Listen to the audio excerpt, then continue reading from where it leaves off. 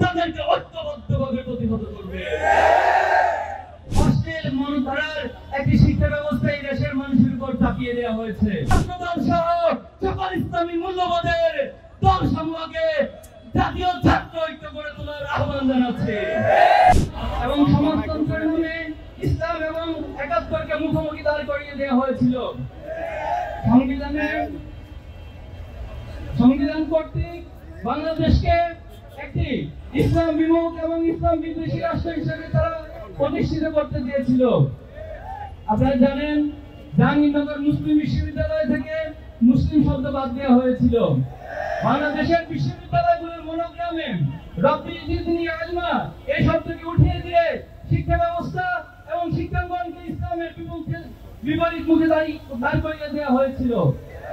সংগ্রামী উপস্থিতি, সেই ধারায় আমরা দেখেছি রক্ষী বাহিনী এবং লাল বাহিনীর নামে বাংলাদেশের গুম খুন এবং হত্যার রাজত্ব কায়েম করা হয়েছিল এবং স্বৈরাচার প্রতিষ্ঠার জন্য শেখ মুজিব এদেশে বাকশাল কায়েম করেছিল।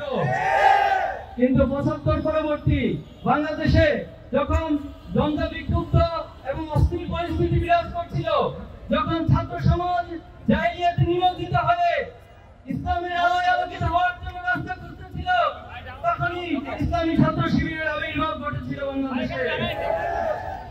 ঢাকা বিশ্ববিদ্যালয়ের কেন্দ্রীয় জামে মসজিদ থেকে শুরু করে যে কাফেলা সেদিন যাত্রা করেছিল, সেই কাফেলা আজ অবধি শত শত শাহাদাতের নজরে পেশ করেছেন, শত শত জুলুমের নজরে পেশ করেছেন, কিন্তু ইসলামী ছাত্র শিবিরের অগ্রযাত্রাকে আজ পর্যন্ত কেউ দমিয়ে দিতে পারেনি। সংগ্রামী উপস্থিতি, ইসলামী ছাত্র শিবির তার যাত্রা থেকে এদেশে সহযোগ্য এবং দেশপ্রেমিক নাগরিক তৈরির এক গঠনমূলক ছাত্র আন্দোলনের যাত্রা শুরু করেছিল। কিন্তু এই ফ্যাসিবাদের সময় এসে আমরা দেখেছি বাংলাদেশে ছাত্র রাজনীতির নামে যে অপরাজনীতি শুরু হয়েছে, যে আধিপত্যবাদ শুরু হয়েছে, এ কারণে আজ বাংলাদেশের ছাত্র সমাজের কাছে ছাত্র রাজনীতি এক ভয় এবং আতঙ্কের নামে পরিণত হয়েছে। কিন্তু ৫ই আগস্ট পরবর্তীতে ইসলামী ছাত্র শিবির তার সর্বোচ্চটুকু দিয়ে চেষ্টা করে যাচ্ছে বাংলাদেশের গঠনমূলক ছাত্র রাজনীতি মেধা এবং নৈতিকতার চর্চার মধ্য দিয়ে আবার বাংলাদেশে একটি সুস্থ ধারার রাজনীতি প্রতিষ্ঠার জন্য। কিন্তু এই জায়গাতে এসে আমরা কিছু প্রতিপক্ষ ভাইদেরকে পাচ্ছি, তারা বারবার আগের জায়গাতে বাংলাদেশের ছাত্র রাজনীতিকে নিয়ে যেতে চাচ্ছে। তারা আবার ক্যাম্পাসগুলোতে দখলদারিত্ব এবং হত্যার রাজনীতি শুরু করার চেষ্টা করছে। আপনারা দেখেছেন জাহাঙ্গীরনগর বিশ্ববিদ্যালয়ে যখন ছাত্র সংসদ নির্বাচনের দাবি উত্থাপিত হয়েছে, তখন সেখানে বলা হচ্ছে ছাত্র সংসদ নির্বাচন দিলে নাকি আবার হত্যার রাজনীতি শুরু হবে। এই কেমন কথা, এই কেমন স্টেটমেন্ট? আমরা প্রতিবাদ জানাতে চাই, যারা আবার বিশৃঙ্খলা এবং হত্যার রাজনীতি শুরু করবে, বাংলাদেশের ছাত্র সমাজ তাদেরকে ঐক্যবদ্ধভাবে প্রতিহত করবে। অতি সত্বর ঢাকা বিশ্ববিদ্যালয় সহ বাংলাদেশের সকল ক্যাম্পাসগুলোতে সুস্থ ধারার ছাত্র রাজনীতি চর্চার লক্ষ্যে ছাত্র সংসদ নির্বাচন আবার দিতে হবে। বিগত ফ্যাসিস্ট সরকার এবং তার আগে আমলে এই বাংলাদেশের শিক্ষা ব্যবস্থাকে ধ্বংস করে দেওয়া হয়েছে। একটি ইসলাম বিদ্বেষী এবং অনৈতিক অশ্লীল মনোধারার একটি শিক্ষা ব্যবস্থা এই দেশের মানুষের উপর চাপিয়ে দেওয়া হয়েছে। আমরা বলতে চাই, এই সরকার দ্রুত সময়ের মধ্যে একটি স্বাধীন এবং ইসলামী মূল্যবোধের ভিত্তিতে স্বাধীন শিক্ষা কমিশন গঠন করে শিক্ষা ব্যবস্থার পূর্ণ রূপরেখা প্রদান করতে হবে। সংগ্রামী উপস্থিতি, অনেক রক্তের বন্যার উপর দিয়ে ৫ই আগস্ট পরবর্তীতে আমাদের কাছে নতুন বাংলাদেশের এক সম্ভাবনা উন্মুক্ত হয়েছে। আমরা আজকের এই প্রোগ্রাম থেকে সকল ফ্যাসিবাদ বিরোধী শক্তিকে ঐক্যের আহ্বান জানাচ্ছি।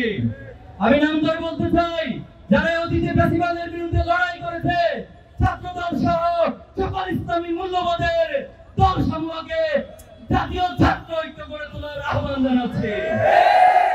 আমি বাংলাদেশের জামাতে ইসলামী এবং বিএনপি সহ সকল রাজনৈতিক শক্তিকে জাতীয় ঐক্য গড়ে তোলার আহ্বান জানাচ্ছি। আজকের এই প্রোগ্রাম থেকে এই মেসেজ দিতে চাই, যাদের কথা এবং বক্তব্যের কারণে, যাদের কাজের কারণে ঐক্য বিনষ্ট হবে, তাদেরকে আগামী দিনে ছাত্র সমাজ জাতির বিবেকের কাঠগড়ায় দাঁড় করাবে।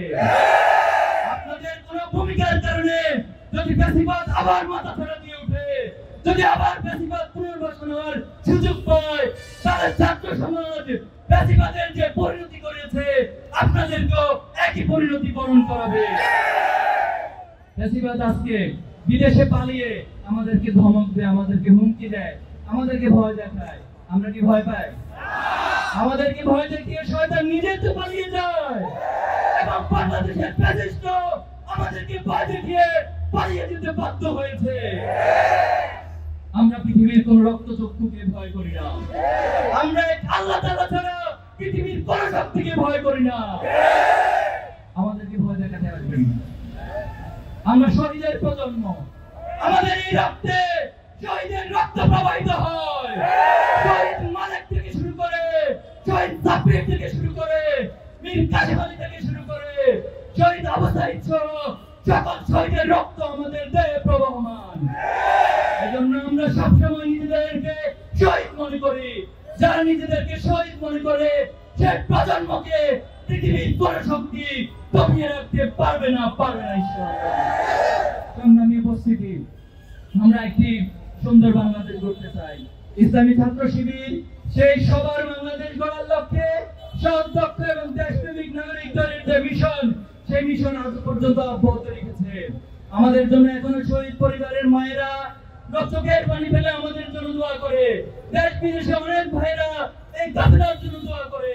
প্রিয় সাথীদেরকে আহ্বান জানাতে চাই, সকল ভাইদের এই আবেগ, ভালোবাসা, এই দোয়াকে পুঁজি করে আগামী দিনে বাংলাদেশে ইসলামী ছাত্র শিবির সবার বাংলাদেশ, সমৃদ্ধ বাংলাদেশ গড়ে তোলার জন্য তার সর্বাত্মক প্রচেষ্টা অব্যাহত রাখবে ইনশাআল্লাহ। আমরা কি প্রস্তুত আছি?